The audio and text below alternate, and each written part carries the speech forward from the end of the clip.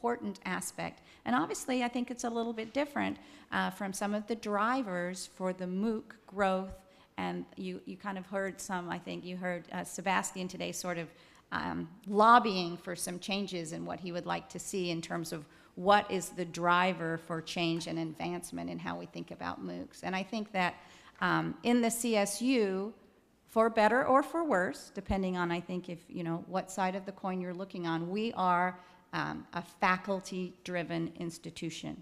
So to the extent that we can support and encourage our faculty to do meaningful work and fully online program development, we are doing that. But that the decisions to power those programs, the work to create those programs comes from the faculty and inside the schools on the campuses. So I wanted to make that point as well. You about ready to wrap that up? You think you're almost done there? Sure, Okay. absolutely. I think I can stop there. Oh. Mr. Samuels.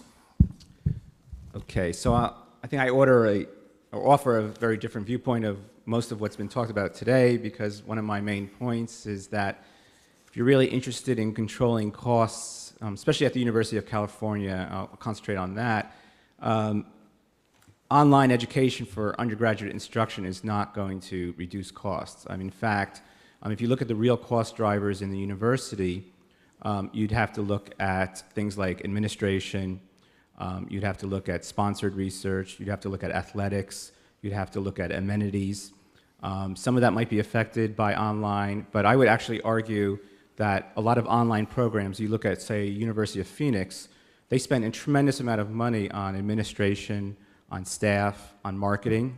If you look at the experience of the UC Online the last couple of years, last few years, UC was supposed to raise outside money. It couldn't get outside money, so it borrowed $7 million from itself. Then it spent already over $5 million, mostly, as far as I know, on software, on course development, on marketing. It was supposed to attract, in the first year, 3,000 non-UC students. So far, it's had one student that's completed a course. I heard there's a few other that have signed up. And so I think that it's been incredibly an economic failure, and I think that it's at a time when we're looking for funding sources. I think it's a gigantic distraction. And I think that if you look at the reality of the situation, the governor has cut, or the state has cut our budget about $1 billion, and we made up for most of that, or I would say all of that, through increasing tuition.